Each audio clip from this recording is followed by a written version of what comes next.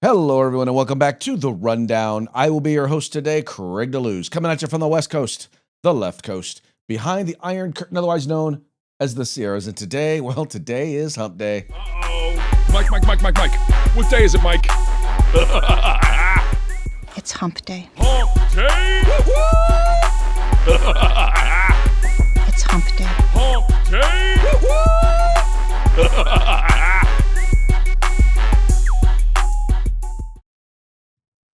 That's right, folks. Today is Hump Day. This is the day in which we attempt to begin the weekend, sometimes with success, sometimes not. But as I always like to say, the fun is all in the trying. And I got to be honest with y'all, I think it's going to happen. I do believe that it is going to happen, that today is going to be, well, the beginning of the weekend for me. Okay, maybe not. I do still have some things that I have to take care of this week, in particular after the program. But it's a lot easier than it's been the last couple of weeks. It's going to be a lot lighter, and I hope it's going to be a lot lighter for you as well. Obviously, things are a little bit heavier because, as you see, once again, it's just me on the program. Mike was out last week, is going to be out this week. I believe he may be out next week as well. But in any case, he's off doing his thing, vacationing and enjoying life, and I'm here with you. Okay, yeah, I'm enjoying life with you, and we're having a good time, but, it's always easier when you have someone with whom you can banter and have these conversations. So make sure y'all throw a few comments in there. All right, before we get into the program today, we're going to do as we usually do, and we're going to start off with a quick shout out to our sponsors. We're going to start with the folks over at Hitman Industries. They make rifle and pistol caliber barrels available for you to purchase at any length. All you have to do is go to their website. That's hitmanindustries.net. Then we've got the California Republican Assembly, the largest and fastest growing grassroots organization in the state of California, working to help elect conservatives at all levels of government. Please learn more about them at cragop.org and find out if you want to become a member, because let's be honest, if you want to be a part of California's future today, got to join CRA. And now we've got the best in concealed carry tactical holsters available on the market, and that would be at hogholsters.com. Just go to hogholsters.com. Make sure you use the discount code, The Rundown. All caps, no spaces, one word, just like it is right up there, and you're going to get your hog holster on discount. And then finally, this is the time to up your game, right? If you're going to up your game, you got to up your gear, right? That's really important. So as you go looking for tactical gear, begin and end your search at uscombatgear.com. They specialize in group sales, so get over there. If you are the purchasing agent for your department, for your club, for your group, or just for a gang of friends, go there. They have competitive prices. They have a huge selection and the best customer service available on the market. Visit them today. The place where you can find all things tactical except the gun, that would be uscombatgear.com. Now, also want to remind you that if you're watching this program during the 3 o'clock hour on the West Coast, or during the 6 o'clock hour on the East Coast, you are watching us live, which means I'm taking your comments. I'm looking right over here. Want to hear what you have to say. So do us a favor. Do yourself a favor. Do us all a favor. Chime in. Let us know. Hey, tell us where you're watching the show from. What do you think about the program? What do you think about the topic? And I don't care if you disagree, because disagreeing makes you interesting. And, well, if you want to know why it makes you interesting, because then I get the opportunity to mock you. Oh, wow. Is that a mockingbird? Man, is it a mockingbird? Is that a mockingbird?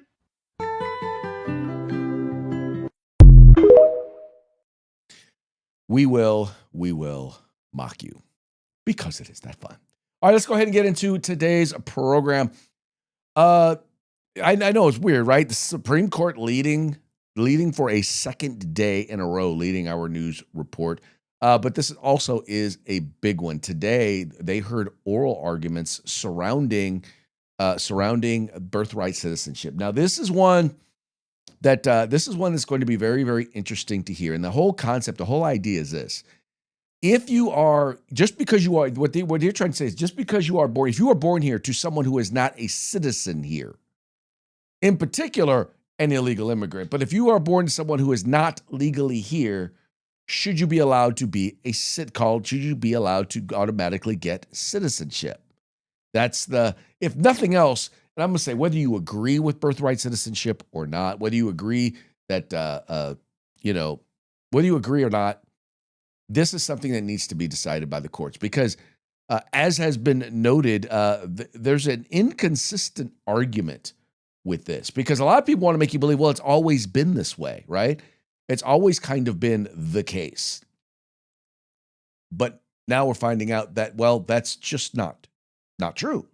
Not true. It has not always been the case. As the Solicitor General points out in this answer to Elena Kagan, it's a little long, but as he points out, he makes it very clear that has not always been the policy. In fact, it's never really been spelled out very clearly in terms of the Supreme Court has gone different ways on this. But here is what the Solicitor General points out, and it was something that I had not heard before, so I found it to be very interesting and quite a compelling argument against the idea of birthright citizenship for everyone.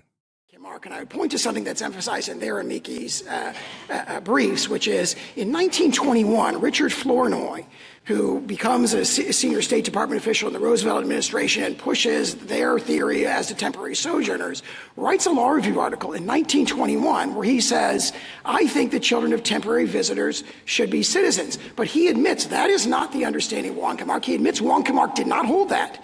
And he admits that there's an array of authorities that go against him. He talks about careful and reliable, high authorities. And that's referring to the consensus that we point out in pages 26, 28 of our brief, where you've got 12 treatises from 1881 to 1922 that all say, including for decades after Wong-Kim-Ark, that say children of temporary sojourners are not included. What happens between 1921 and the 1930s? Well, Mr. Flournoy became a senior State Department official, and he adopted that as the policy of the Roosevelt administration. So their argument is basically saying there wasn't this consensus going back to 1898. The consensus, as their own author admits, goes entirely in the opposite direction. For 50 years, right, for 50 years from the framing of the clause through the 1920s, maybe 60 years, the general understanding when it comes to what's at issue here and was not at issue in Wong-Kim-Ark is the children of temporary visitors do not become citizens under the clause. And then the legal point, you referred to this sort of concept of temporary local allegiance, and they rely on the Schooner Exchange, this theory that you've got temporary local allegiance. But if you actually look at page 572 of the congressional record, right at the beginning, introducing the Civil Rights Act, Senator Trumbull says, I said not subject to any foreign power. I wanted to say born in the United States and owing allegiance to the United States, but I was aware that there's a, quote, a sort of allegiance from persons temporarily resident in the United States whom we have no right to make citizens. So Senator Trumbull says the reason I haven't adopted the language and meaning that they say should be packed into these provisions is that everybody knows that the children of temporary visitors should not be citizens. Thank you, General. Justice Gorsuch? Just to follow up on that point, General, one interesting counterpoint about the understanding of Wong-Kim-Ark that followed with respect to temporary sojourners. And I take you've got your well-taken points. But there was, of course, John Marshall Harlan, the great dissenter, who dissented in Wong-Kim-Ark and later gave a bunch of lectures. And he posed the question about the sojourners. Suppose an English father and mother went down to the hot springs to get rid of the gout. And while there, they have a child, now back in England. Is that child a citizen of the United States, born of the jurisdiction thereof by mere accident of birth? And he says, under Wong-Kim-Ark, he is. And he continues, I was one of the minority, and of course I was wrong. Anyway, so the point there is, the point here that they're making is there has been a period of time in both legal precedent as well as in policy that this has not always been the case. And there are arguments, and then during the 2 hours of arguments, there are arguments made on both sides as to the positions that have been taken. So it's not, anyway, so it's going to be real interesting to see which direction the Supreme Court comes out on this. Now, there was one person who, well, let's just say, I have a sincere problem with Justice Ketanji Brown Jackson. There's a saying, it's better to be silent and thought a fool than to speak out and remove all doubt. And I will just say that during oral arguments today and in reading her lone dissenting opinion in the story we talked about yesterday dealing with conversion therapy. I don't know that Ketanji Brown Jackson really and truly understands what her job is as a Supreme Court justice. It's basically to say, do what I feel is right, not judge according to the law, because the law has nothing to do with most of what she purports to believe. In any case, here she gives an analogy about being in Japan, being an American citizen in Japan, and if I steal someone's wallet or if my wallet is stolen, by definition, that then would make her a citizen of Japan. Anyway, just check this out. I was thinking, I, a U.S. citizen, am visiting Japan. And what it means is that, if I steal someone's wallet in Japan, the Japanese authorities can arrest me and prosecute me. It's allegiance, meaning can they control you as a matter of law? I can also rely on them if my wallet is stolen to, under Japanese law, go and prosecute the person who has stolen it. So there's this relationship based on, even though I'm a temporary traveler, I'm just on vacation in Japan, I'm still locally owing allegiance in that sense. Is that the right way to think about it? And if so, doesn't that explain why both temporary residents and undocumented people would have that kind of quote unquote allegiance? Okay, and I believe the point is that you have to pledge the allegiance to it. In other words, you need to. You don't just have it just by the nature of being there. If you are here in this country illegally, you have opted not to be subject to the authority or the law here. And I think in the end, that's something to be considered. If you are born to someone who is not subject to the laws here, the rules here, because they're actually a foreign national. And once again, the administrations and the law has gone both ways on this. In some cases, they say yes. In some cases, they say no. But her analogy just seemed kind of whacked to me. I don't get it. I swear, was this the most, was this the smartest, most qualified black woman that Joe Biden could come up with? I know plenty of black female attorneys that would run circles around this lady. I know plenty of them. She just does not seem to be prepared to be there. She does not. I'm sorry, and I know that some of my fellow brothers and sisters are gonna call me a hater. Some of them gonna call me an Uncle Tom for saying that, but it's the truth. I mean, she has been less than impressive in anything that she has said or written. I don't know what to tell you. It is beyond embarrassing. I will also say this, is that I don't see a majority of Supreme Court justices undoing birthright citizenship. I'm finding it very hard to see how that's going to go. I believe you on one side you will have Alito and you will have Justice Thomas. But I could see all the rest of the other 7 justices ruling against the Trump administration on birthright citizenship. I could also see them splitting the baby. I could also see them saying, well, if you are legally here, meaning you're here illegally on a visa or you're illegally here as a visitor, that they would then have birthright citizenship. And then if you are here illegally, if you are in the country illegally, that you would then not, your child would then not be entitled to birthright citizenship. So I could literally see them splitting the baby on this. And once again, I believe there's, I'm not a lawyer. Let me be clear. I'm not a lawyer, but I believe you could find legal justification to support any one of the 3 positions. There's definitely history to support at least 2 of them. And the splitting of the baby, once again, I believe that you can find history on both sides fits both. So I think you could find history once again, because there's legal precedent pointing both ways. Supreme Court precedent pointing both ways. So I don't know. It's gonna be It's gonna be a real interesting one to see. I do believe that it would be significant if we could remove the incentive for people to come into this country illegally and then have children here, because as the term and I know I know it's an offense. I know some people say it's an offensive term, but I can't think of a better way to describe when someone comes here illegally. They have a child here.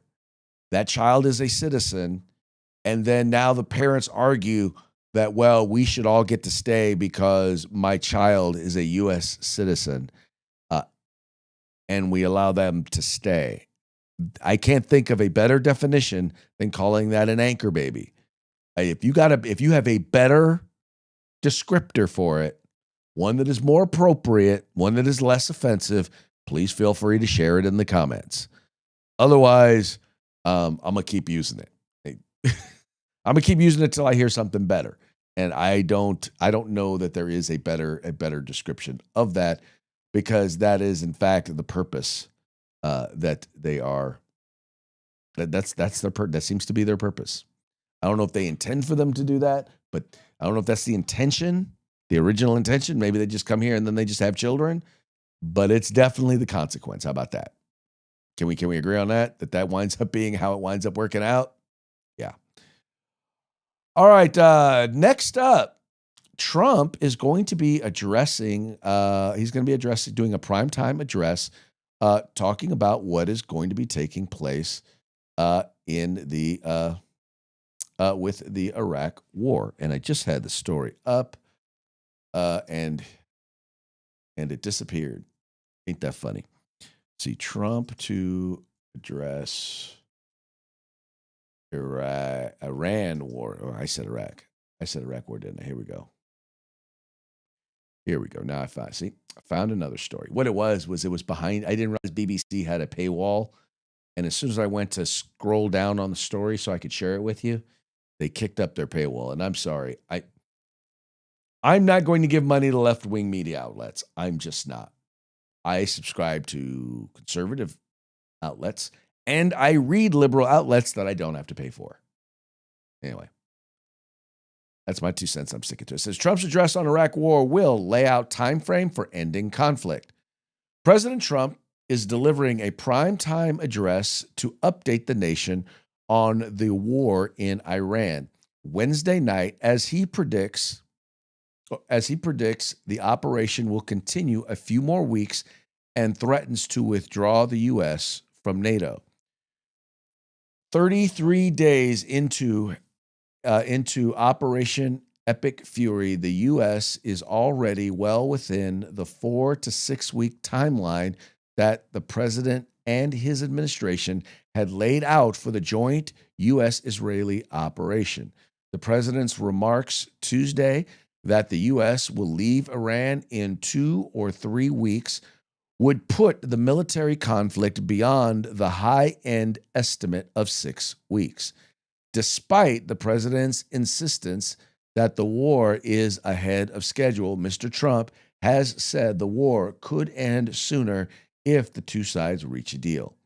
A White House official told CBS News the president will restate his 2 to 3 week timeline and highlights of the United States military's success in achieving all of its stated goals prior to the operation, including destroying much of Iran's navy, ensuring Iran's regional proxy groups can no longer destabilize the region, and guaranteeing that Iran can never obtain a nuclear weapon. The official said the military operation is meeting or exceeding all of the benchmarks so far. And I think really, and one of the things that I find interesting about all of this is how the left is insistent on the idea that we're losing. They're insistent on the idea that we are losing this war, right? That for some reason they have made up their mind that no matter what happens, we are losing this war simply because we're still fighting it, right? it didn't happen exactly as the president said, so therefore we are losing this war. And I'm like, dude, are you stupid?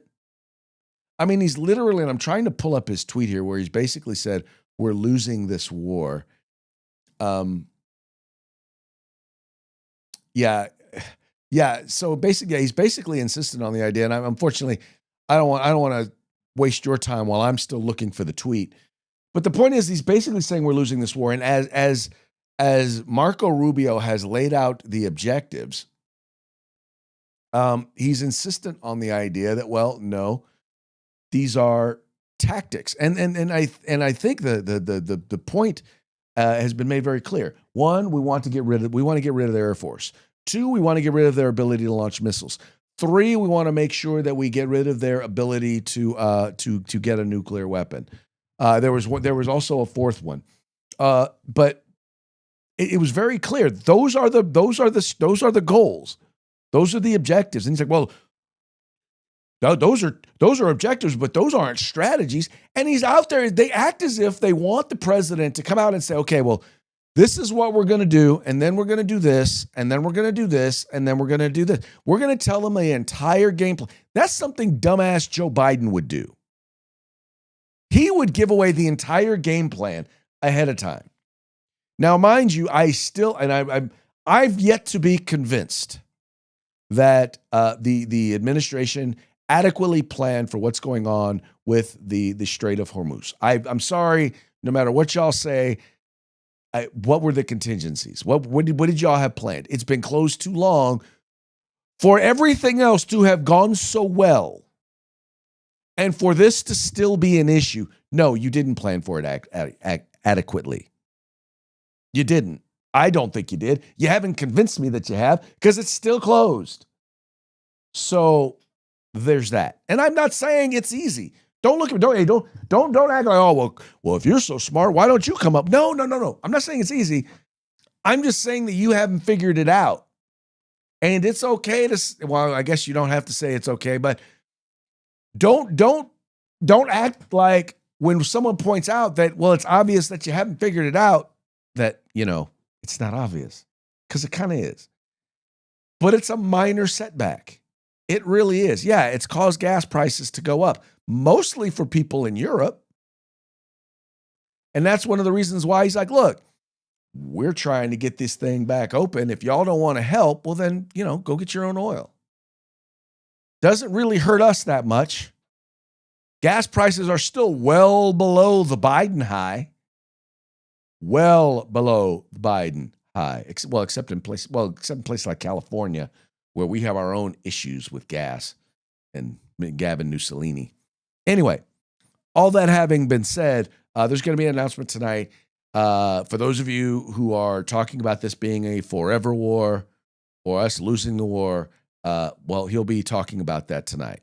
And as I was telling someone both yesterday and on Saturday, I told them, I said, look, your concerns about a forever war and about what our strategy is and in terms of getting out, I'm not saying that they are not valid. I'm saying that they are premature. Because, well, we're 30 some odd days in, 32 days in. We've still got 28 days before the president has to get congressional approval. So, trust me, we got time. We will figure this out. I believe we will figure this out. Your problem is those of you on the left do not believe that he will or has figured this out. And that's okay. You have a right to that opinion, because, we all have a right to be wrong. We do.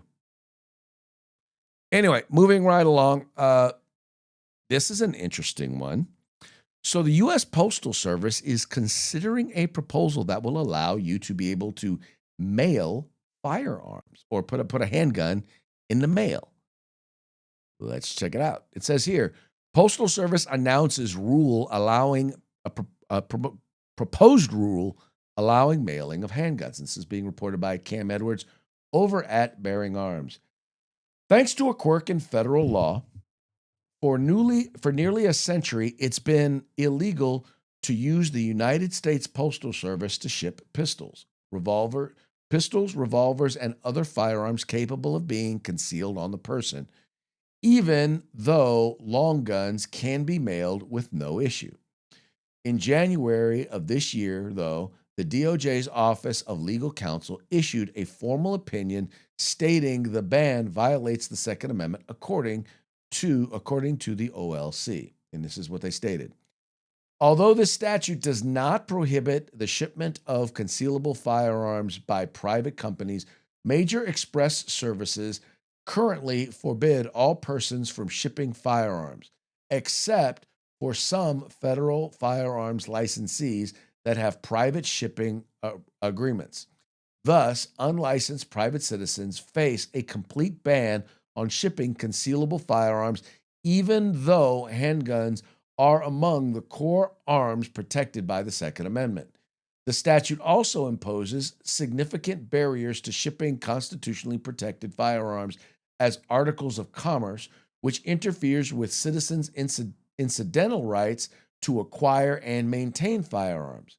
Indeed, the statute ultimately aims to suppress traffic in constitutionally protected articles, thus rendering the law per se unconstitutional as to those articles. And we are aware of no historical analogs that would satisfy the government's burden of showing that this unprecedented restriction is consistent with the nation's historical tradition of firearm regulation.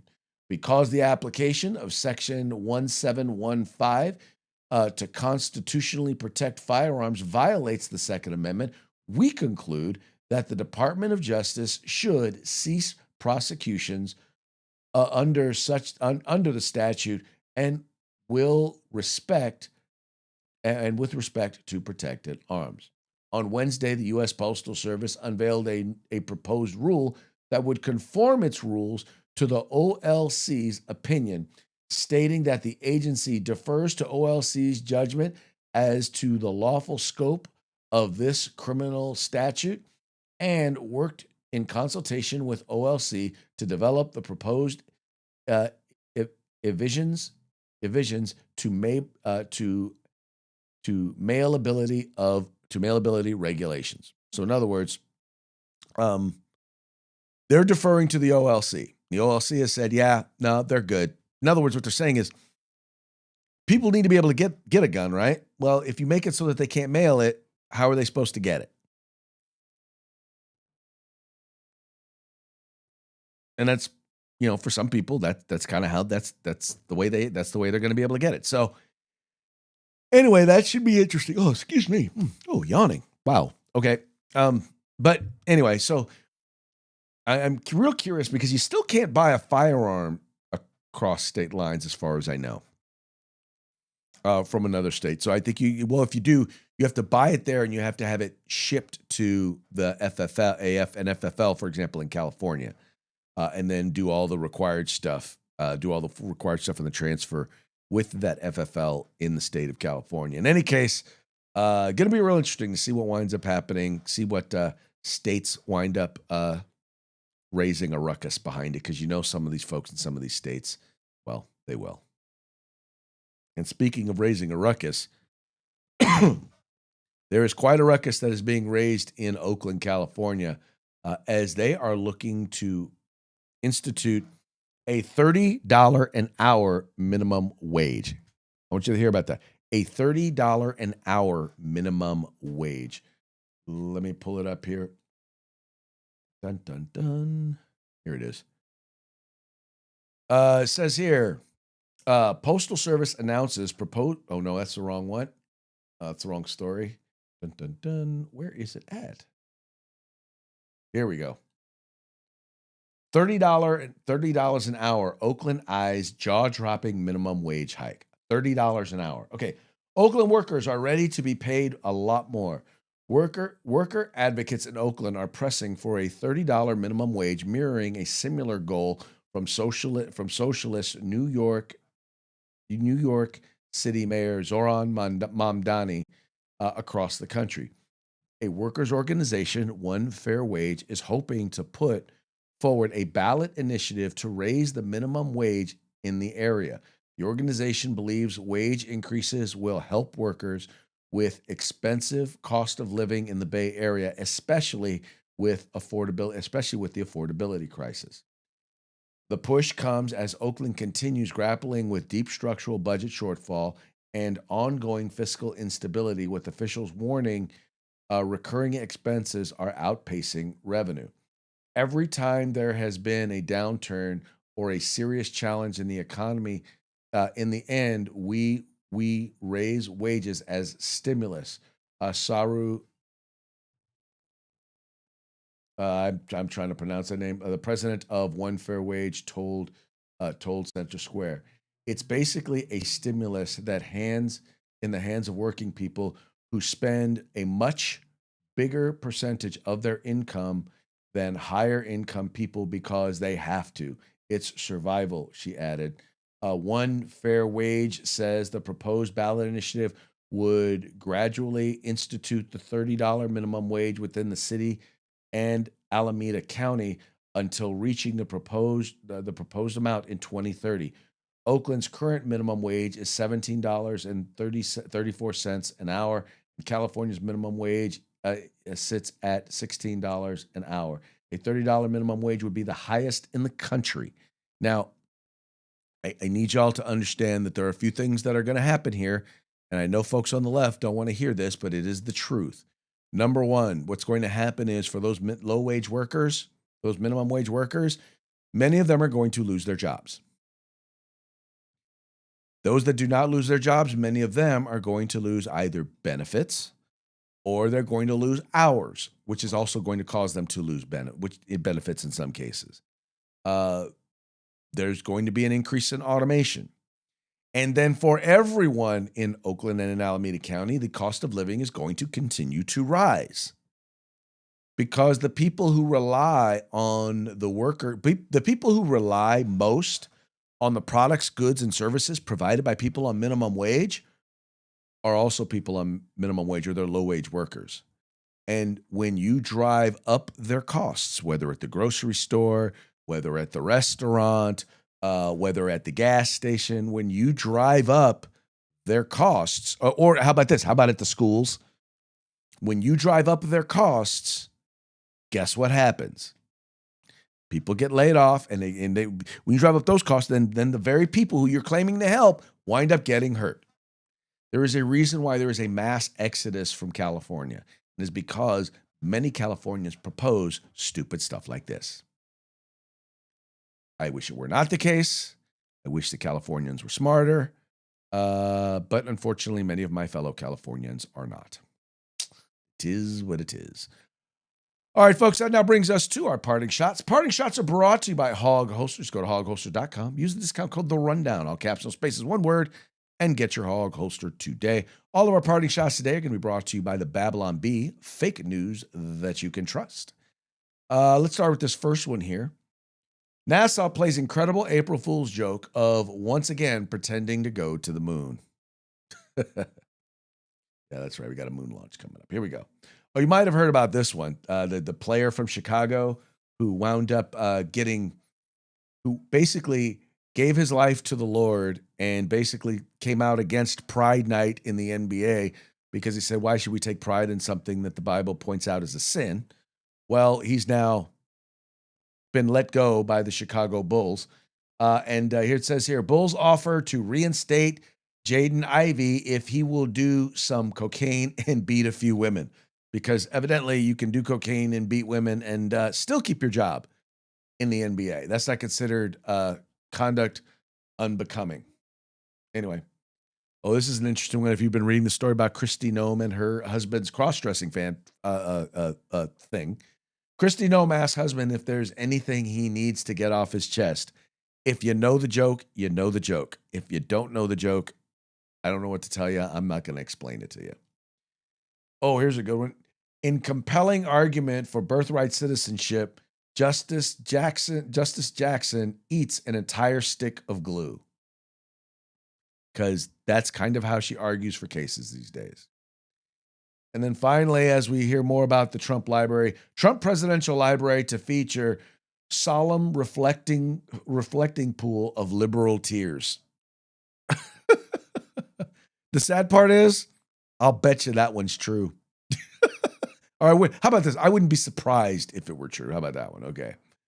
All right, folks. Well, that's going to be it for today's program. But before we go, we're going to give one more quick shout out to our sponsors. We're going to start with Hitman Industries. They make rifle and pistol caliber barrels available for you to purchase at any length at hitmanindustries.net. We got the conscience of the Republican Party. That would be the California Republican Assembly. Check them out. cragop.org. And then we've got the best concealed carry tactical holsters available on the market. That would be at Hog Holsters. That's hogholsters.com, HAWG holsters.com, helping Americans wear guns. And then finally, the place where you can find all things tactical except a gun, and that would be at uscombatgear.com. All right, folks, once again, that's it for today's program. Once again, appreciate you tuning in. Appreciate you liking and sharing the program and encouraging your friends to do the same. I will be back tomorrow on Third Punch Thursday. Y'all have fun. Stay safe. Peace out.